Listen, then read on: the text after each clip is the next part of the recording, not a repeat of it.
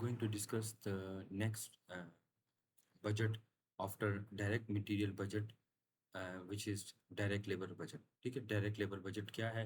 Direct labour budget जो है ये हमारे पास यहाँ पर जो गिवन है उसके मुताबिक हम जब इसको स्टडी करते हैं तो डायरेक्ट लेबर बजट एस्टिमेट करके देता है direct labour hours required to satisfy the production budget. ठीक है, प्रोडक्शन बजट को के अंदर डायरेक्ट लेबर बजट का एक हिस्सा है, यानी प्रोडक्शन बजट के अंदर तीन बजट्स आते हैं, डायरेक्ट मटेरियल, डायरेक्ट लेबर और एफओएच। तो अब हम सेकंड प्रोडक्शन बजट के सेकंड पार्ट की तरफ आते हैं जो लेबर बजट है। अब लेबर बजट में हमारे पास गिवन है कि companies that neglect direct labor budget run the risk of facing labor shortages or having to hire or lay off workers at awkward times। ठीक है, जब टफ टाइम होता है, वर्कर्स अवेलेबल नहीं होता, प्रोडक्शन डिस्टर्ब हो जाती है, which is turn diminish the employ morale and operation efficiency. तो ज़ाहिर बात है, प्रोडक्शन नीड को पूरा करने के लिए वो उनको जो एग्जिस्टिंग लेबर्स होते हैं उसके ऊपर वर्कलोड ज़्यादा हो जाता है, जिससे ऑपरेशनल इनएफिशिएंसी भी होती है और एम्प्लॉय का मोरल भी डाउन होता है। तो इसके लिए प्रोडक्शन बजट बनाना ज़रूरी है ताकि ये पता लगे कि कितने घंटे काम करके, कितने आवर्स काम करके कितने यूनिट प्रोड्यूस होंगे और उस पे खर्चा कितना आएगा, ये तमाम चीज़ें। अब इस क्वेश्चन को सॉल्व करने के लिए हमारा, जिस तरह मैंने पहले बताया था कि जो रूब्रिक है वो हमारा ये मैकेनिज्म है, तो मैं इसको बेस बनाता हूँ और ये क्वेश्चन आपके सामने सॉल्व करता हूँ ताकि आपको ज़रा सी इसकी अंडरस्टैंडिंग अच्छी तरह से हो जाए। हमें जो रिक्वायर्ड होगा, हमने सबसे पहले जो नेम ऑफ कंपनी है इस क्वेश्चन में, इस कंपनी का नाम है रॉडन कारपोरेशन। तो मैं यहाँ पर सबसे पहले जिस तरह पिछले क्वेश्चन में मैंने किया था कि मैं यहाँ पर लिख लेता हूँ रॉडन कारपोरेशन। तो यहाँ पर आ गया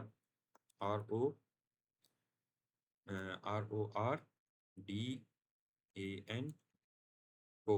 ठीक है, रॉडन को इस कंपनी का नेम है, नेम ऑफ बिजनेस। फिर यहाँ पर नेक्स्ट लेवल पर मैं लिख रहा हूँ direct labour budget, direct labour budget. बहुत ही आसान है, कोई इतनी बड़ी रॉकेट साइंस नहीं है, बहुत आसान सा क्वेश्चन है और यहाँ पर आप आसानी से इसको करेंगे।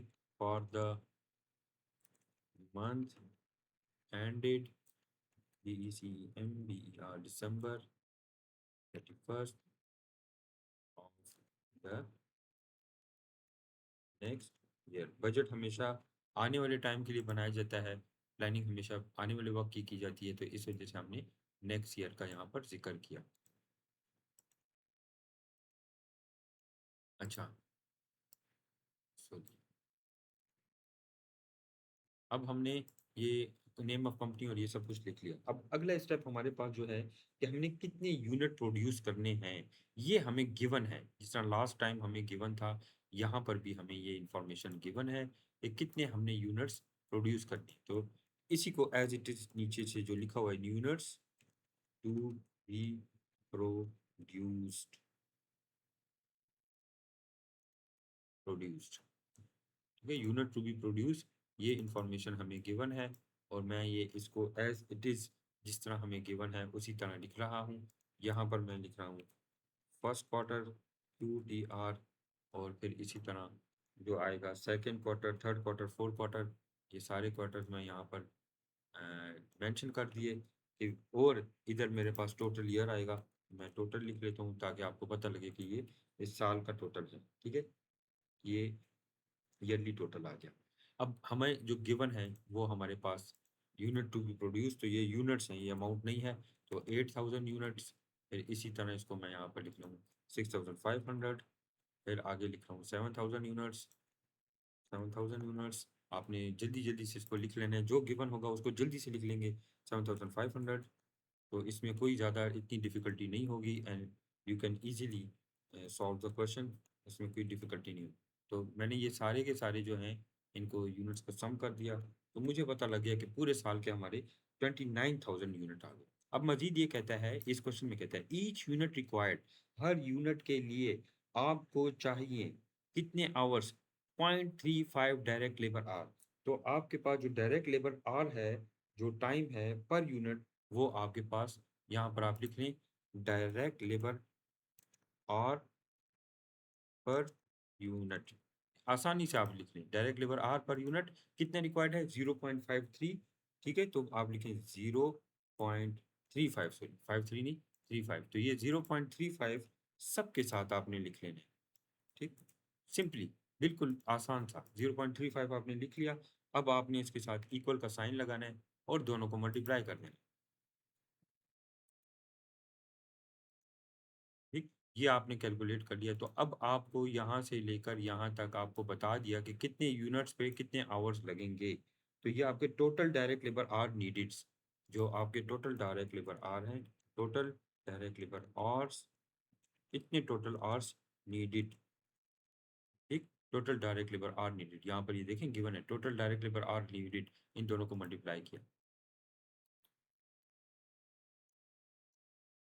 ठीक, टोटल डायरेक्ट, तो टोटल है तो मैं इसको थोड़ा सा बोल्ड कर देता हूँ। ठीक, ये आपने total direct labour are needed. अब आपको नेक्स्ट क्या गिवन है?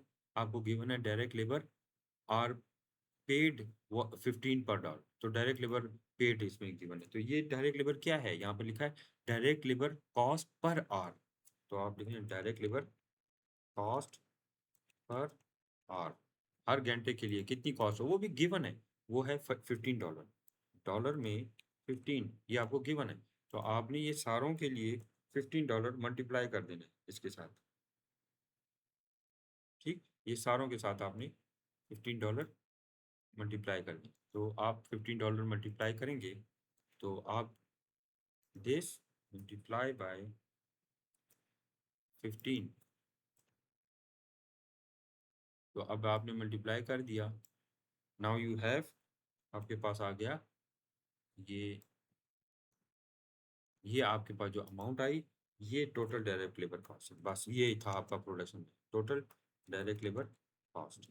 ठीक, कितना आसान था। इसमें आपने इसके मुताबिक शेड्यूल 4 के मुताबिक ये क्वेश्चन सॉल्व कर दिया, और यही क्वेश्चन आपको गिवन था और आपने कहा था इसमें, इसने कहा कि इसके मुताबिक आप ये क्वेश्चन सॉल्व करें। तो ये आपकी दो चीज़ें आपने इसमें कैलकुलेट की। एक आपने calculate direct labour cost calculate की, और दूसरी आपने कैलकुलेट की, जो सेकंड है वो आपने कैलकुलेट की कि कितने आवर्स काम किए। ये आवर्स हैं, वो कॉस्ट है।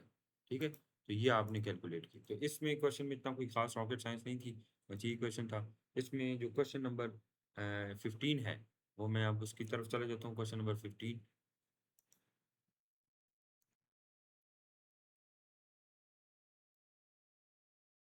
वो भी इसी तरह का ही है।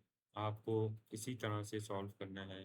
13, 14 और ये 15, ये आपको यूनिट्स गिवन है, यूनिट टू बी प्रोड्यूस। अब इसमें कह रहे हैं कि हर यूनिट के लिए 0.25, तो 0.2 तो वहाँ पर आपका था 0.35 था, यहाँ पर है 0.2, तो वो मल्टीप्लाई करना है। वहाँ पर आपके पास था डायरेक्ट लेबर आर 15, यहाँ पर आपके पास डायरेक्ट लेबर आर 16 है। बस जल्दी मल्टीप्लाई करें और आपने ये कैलकुलेट करना है। इस वाले हिस्से को छोड़ दें, बस ये जगह छोड़ दें, इसको नहीं करने की ज़रूरत नहीं है।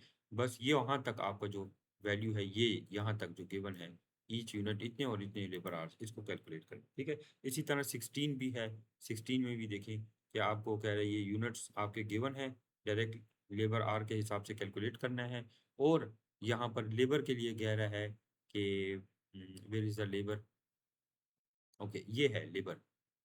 ईच यूनिट रिक्वायर्ड 0.20, वहाँ पे 35 था, फिर 2020 और यहाँ पे 15। बिल्कुल सिमिलर क्वेश्चन है, कोई ज़्यादा डिफरेंस नहीं है। तो आप इसको सॉल्व करें, इंशाल्लाह उम्मीद है कि आप आसानी से कर लेंगे। ये बहुत ही शॉर्ट क्वेश्चन था और आसानी से समझ में आने वाला, कोई इसमें बड़ी रॉकेट साइंस नहीं है। उम्मीद है आप लोग ये कर लेंगे। ओके, टेक केयर, अल्लाह।